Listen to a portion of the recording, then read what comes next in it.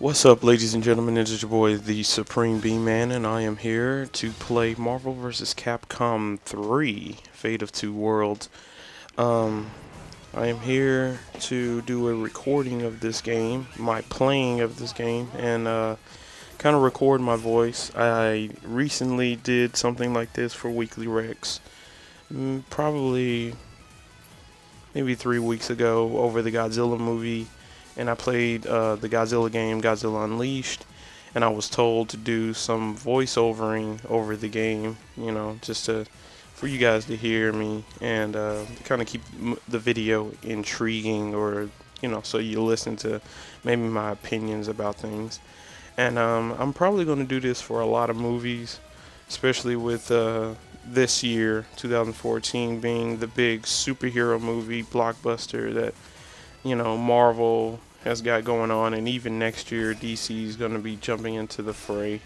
So I'm probably going to be playing a lot of video games and doing a lot of voiceovers, rather than you guys having to see me live and trying to do a 6 minute or maybe a 3 minute video about my opinion about a movie or something. So I figured, why not do a long video and have you guys, get entertained visually, and at the same time you can hear me verbally, um, and kind of hear my opinions about some things, and kind of just enjoy the video. So I will say, I hope you guys will enjoy the video and like it, and favorite it and share it, and kind of let everybody know that there's something new going on at Weekly Rex and something different. So here we go. We're gonna give it a shot. So, anyways, what I'm going to be talking about is X-Men: Days of Future Past. As you can see, my team consists of Wolverine, not Dark Phoenix, but Phoenix and Sentinel. These three are in the movie, not Phoenix, but Jean Grey is in the movie. But Wolverine, Jean Grey, and Sentinel. Also, I will say this, spoiler alert, so I will be talking about pretty much the entire movie bit by bit. This video is long enough for it, and we'll just kind of just break down what's finna happen.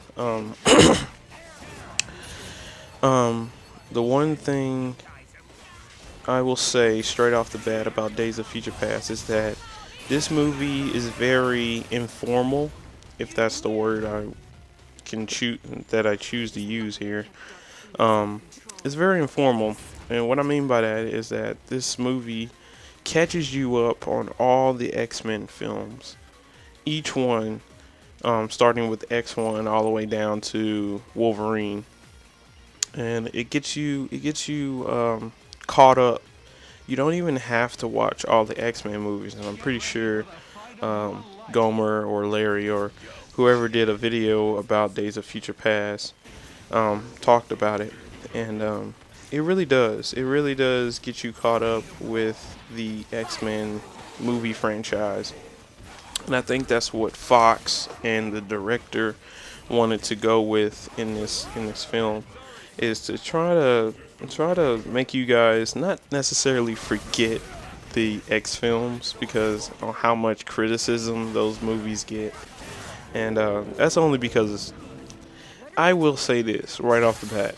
The only people that really critique that film to a T are two different types of people: critics and comic book nerds everywhere. Even I critique the X-Men films, and I'm a comic book dork or geek or whatever you want to call me. And at the same time, I guess I'm a movie critic, but I'm not really that hardcore or that rough on any movies.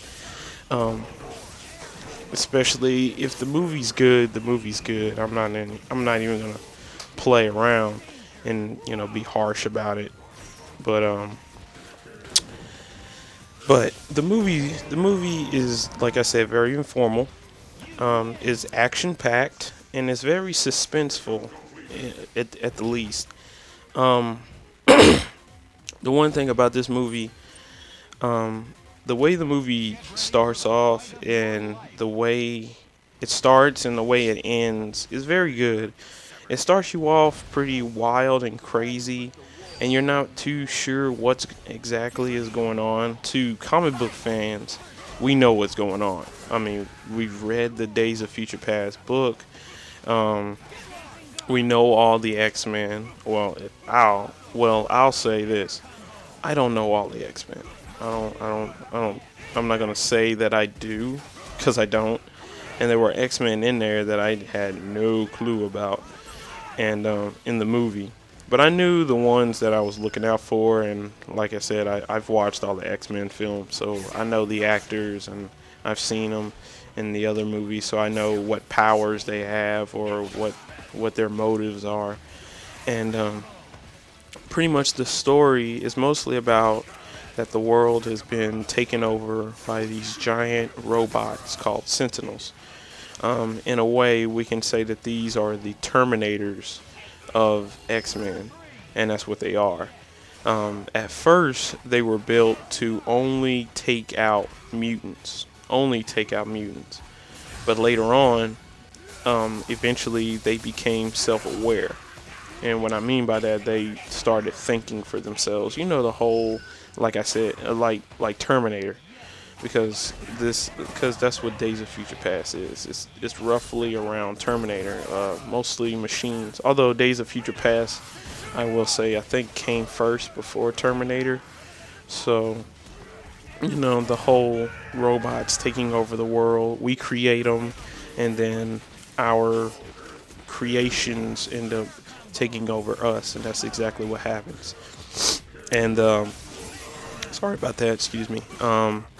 The Our machines take over us, and the Sentinels are out to eliminate. They're not out to farm them or anything like that. In most other movies, like The Matrix or other movies where the robots are enslaving people or using them for other means, this movie, the Sentinels have no use for us at all. Mutants or humans, whatever. They see us as a threat, and they want to eliminate us to protect the world. But the one thing about it is that they're destroying it at the same time. So that's kind of the premise of the movie. And the X-Men have been dwindled down to maybe 12 or 10 or so mutants in the crew, because it used to be a whole army of them, a whole school full of mutants, and now they've been dwindled down to maybe 12 or so. And at least I will say they're probably the best out of the 12, although there could be more. And we all know that it would be nice to see Scott or maybe Jean or Beast or whatever, but that's not the case. And I can see why they went that route, and they try to use new faces, try to use more, comic book. They try to stick to the comic book. At least that's what I'm trying to say. They try to stay more close to the comic book and stay more true to it by having only certain characters in this. And mostly the one character we all know is Hugh Jackman, Wolverine. I have my comments about that. About Hugh Jackman and Wolverine. I will say this: he is Wolverine and will forever be, and I mean forever be Wolverine. And he's the best Wolverine that the X-Men franchise has. I don't think anybody else could take his role. Some people have their opinions about him, saying that maybe he's too much. But I will say this: he's the best. He's the best there is at what he does. You know what I'm saying? The same motto that Wolverine goes by.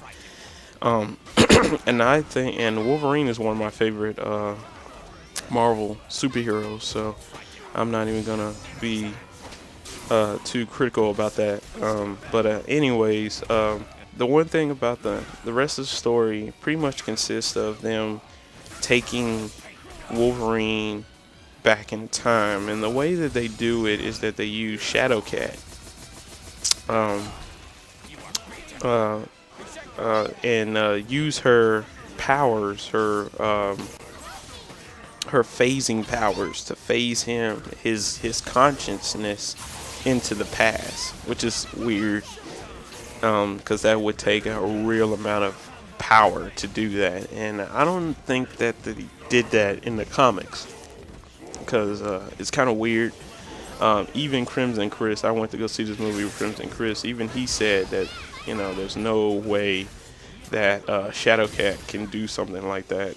That's out of her range of abilities. But at the same time, that doesn't say that it is impossible, because the thing about X-Men is that these mutants evolve and they get better at what they do. Um, and even in the comic books, they end up doing abilities that some end up doing things that they shouldn't even be able to do, but they do it. So I'm not even gonna, say that it is impossible. Stupid Wesker throwing a rocket took out Wolverine. But anyway, back to the topic. Um, as the story goes on, they phase Wolverine back into the past, and his objective is to stop the Sentinel production before it begins. You know what I mean? And by doing that, they have to take out Trask, which is the man with the plan, the man who creates the Sentinels and pretty much destroys the world. And they could have gone many different directions with it, and could have gone a whole another way. But the only way to do it is to keep him from dying, because apparently somebody assassinates him, and that's what starts the whole Sentinel regime.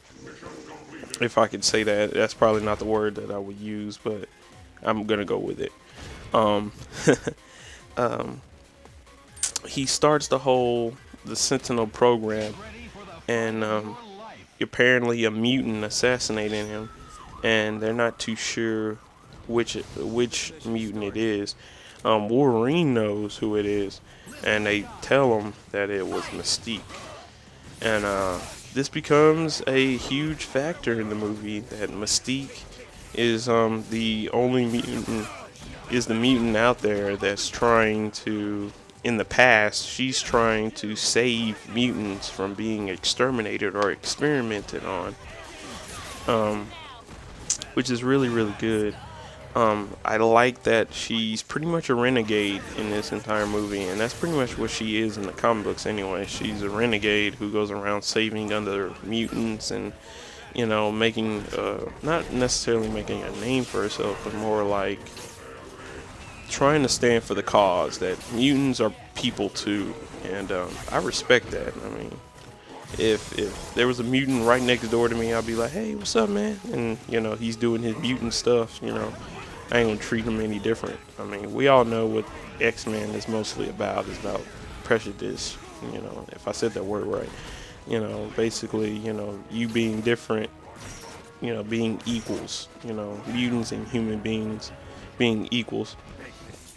But, the whole movie pretty much wraps around that whole thing, and Trask, he doesn't like mutants. Actually, he likes mutants, but he doesn't consider mutants like people and stuff like that. I guess I'm not for sure how to explain it, but at first, the military doesn't believe him. None of the big wigs don't.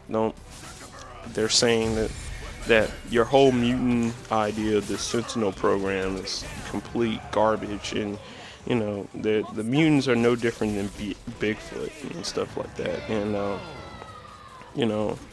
he ends up trying to get his Sentinel thing going. And Mystique, she's just slowly, kind of like a predator, kind of like a lion sitting in the bush somewhere in the distance, and kind of just waiting on that zebra to kind of get a little closer. And that's pretty much what she's doing. And I pretty much enjoyed that. Now, where Wolverine comes in, he, I will say Wolverine does do quite a bit of good action here and there, but he pretty much, I kind of hate that the fact that he almost didn't do anything. really. Because they didn't want it to be another Hugh Jackman movie. You know what I'm saying? Another Wolverine movie. And I'm kind of glad that they didn't go that route. And it's actually a good thing because Wolverine I will say this, that the X-Men franchise has been wrapped around Wolverine ever since the first movie, and I'm not even going to joke about that. X1, X2, X3, X-Men Origins Wolverine, and even the Wolverine movie. Wolverine has had up till about 5 movies, and it's crazy. And it's all about Wolverine every single time. He's either the star or the main reason why this thing is going on. And the only movie he didn't take over was First Class. And even this movie he doesn't take over because he's not the main attraction, although he is the tool that is used to fix the problem. You know what I'm saying? But Wolverine's main objective is to help Professor X in the past get over his problems that he had back in First Class, where Magneto pretty much was going to kill that military, and how he pretty much has been going around assassinating people and stuff like that. And Magneto has been framed for that kind of stuff, and he's been locked up in a very highly penetrated, very heavily guarded prison that has been that's underground. So there's no way of getting to him, and Wolverine has to convince himself that he has to convince Professor X that he needs to get back into the game, that he needs to stop this whole Sentinel thing before it begins. And at first, of course, Professor X, he's kind of in the past. He's kind of a hippie now. He's not. He's drinking. He's not using his head. His powers have been negated because he's using this serum that Beast has created to allow him to walk. Because he got shot in First Class in the spine, and it's pretty much paralyzed him. And Beast created a serum that allows him to walk, only temporarily. And he doesn't want to use his powers because he hasn't used Cerebro. And he just doesn't want to be the hero no more. He doesn't want to listen to anybody's opinion. He doesn't want to use his powers.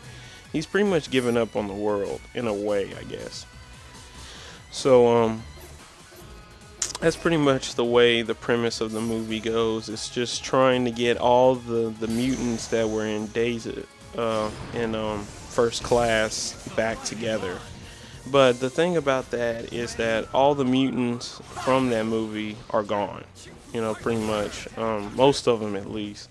Except for the major ones like Mystique, Magneto, Beast.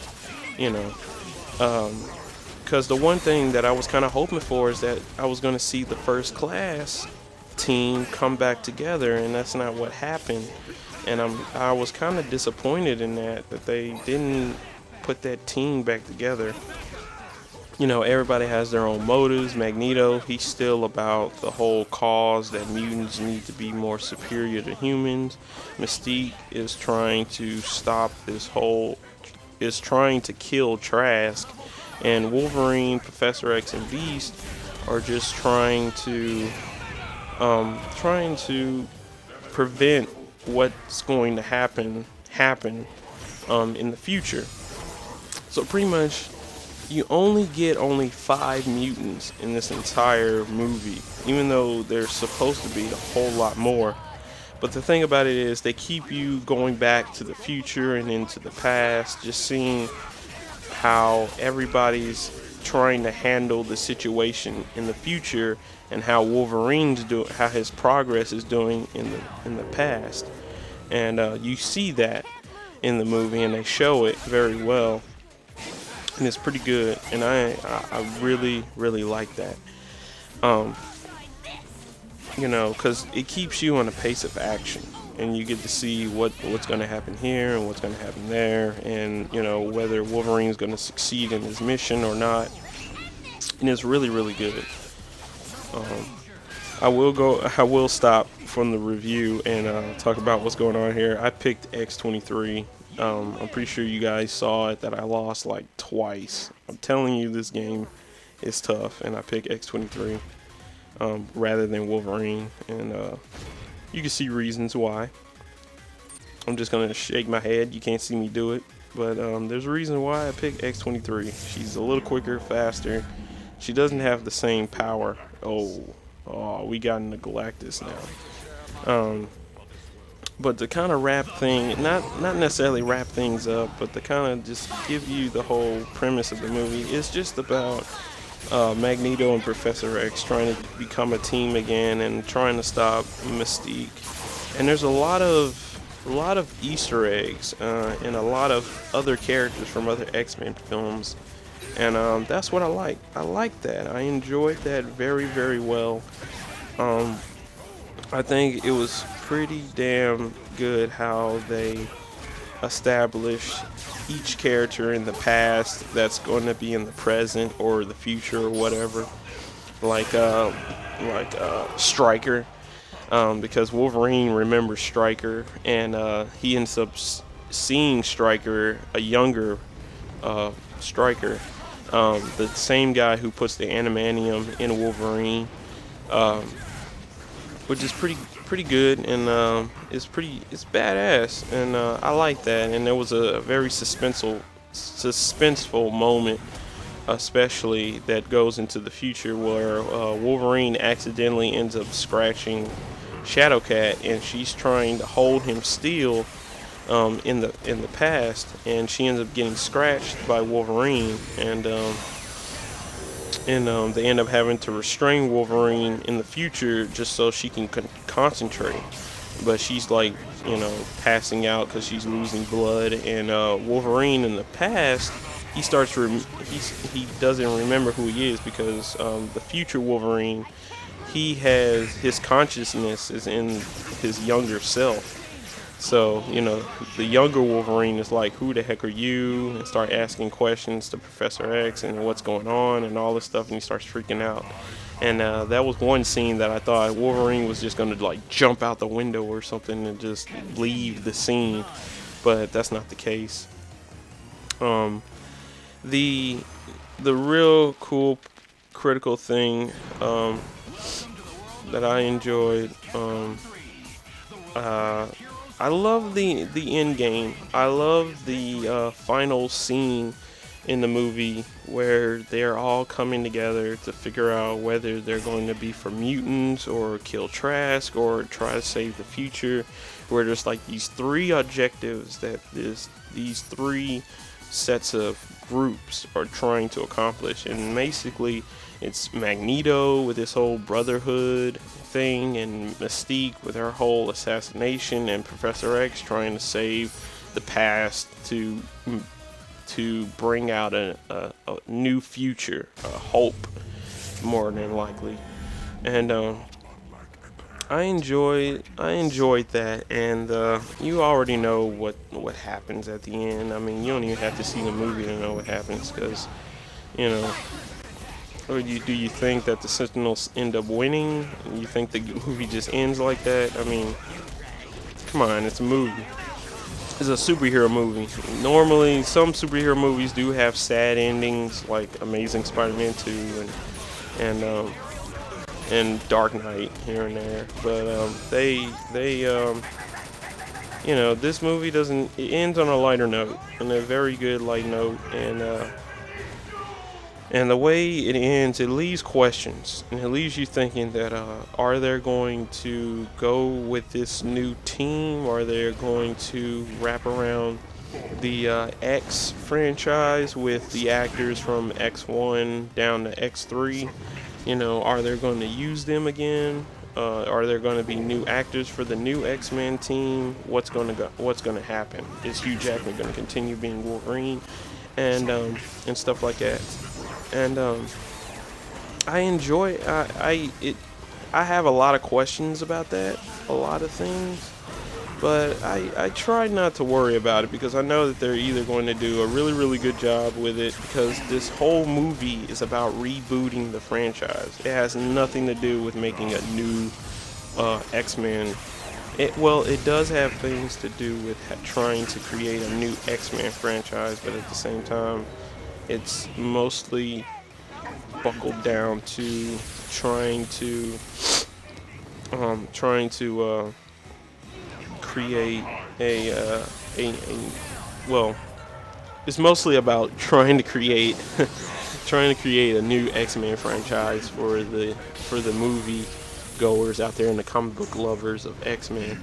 And I hope only great things out of X-Men, and I hope that X-Men ends up becoming a really, really good series. I mean, it's already a series, but I hope that they're able to do it right this time. I hope they more than likely tiptoe into dip their feet in some other stories, because there are a lot of stories about the X-Men. And I hope that one thing that I really hope that they do. I mean, because at the end of the movie, the after credits and stuff like that, if you haven't already seen them or haven't heard it already, Age of Apocalypse. And that's a really big story. That is the Thanos of the X-Men franchise. And speaking of Thanos, I will say this. I hope that there will be a Avengers versus X-Men movie, or at least some of the X-Men meet the Fantastic Four or Spider-Man or Avengers, because that is the one thing that I think that the comic book movies, Marvel, needs to happen, because with DC trying to do Justice League, I don't see any problem with Marvel trying to dip their feet with their other comic book franchises, because all of the Marvel superheroes actually work together. Villains, heroes, they all work together eventually at some point. So all I can say is that if you haven't seen this movie already, I mean, I know I may have spoiled some things, but you have to see it for yourself, really. It's not really something that you can just say and it'll ruin the movie experience for somebody. But if you see it, it's completely different from what somebody may tell you. So I say, go check out Days of Future Past. Go see it. Go enjoy it. And whether you're a comic book lover or if you like Wolverine or any of the actors in the movie, I hope that you go see it. I hope you enjoy it. And even if you don't go see it, when it comes out on Blu-ray and DVD, buy it. Just buy it. It's action-packed. It's very suspenseful. And it has a really good story, and especially if you follow the X-Men franchise since the first X-Men movie, you definitely have to go see it. So, that's my recommendation. And right now, as you can see, I'm fighting Galactus, and I'm trying to beat him. He beat me like 3 times now, and he has the cheapest move set in this entire game. So I have to pull Nova. I had Taskmaster. Taskmaster ain't gonna make it. Look at this move. It takes out your whole health. All of it. So this is where I take out Nova. Nova, baby. Nova. That's my boy. That's my boy. Oh yeah, I will say this about the X-Men Days of Future Past movie. You will enjoy Quicksilver. That's all I gotta say. The best characters in that movie was Wolverine, Quicksilver, Magneto, Professor X, Mystique. They were the best characters in that entire movie. Period. So that's all I'm gonna say about that. But Quicksilver is number 1 for sure. He's hilarious, he's funny, and I hope I see him in the next X-Men movie. The same actor and everything. I hope he's in it. But anyway, guys, I think that will be the end of this video. I know it's been pretty long, and I hope you guys enjoy it anyway. And I hope you, like I said, I hope you view it, like it, share it, and also subscribe to the channel. Maybe I'll do more and comment on the video. And I might do a lot more of these because they seem more simple to do, and you know. But that's all I gotta say. It's the Supreme B-Man, and I will see you guys next time. Later.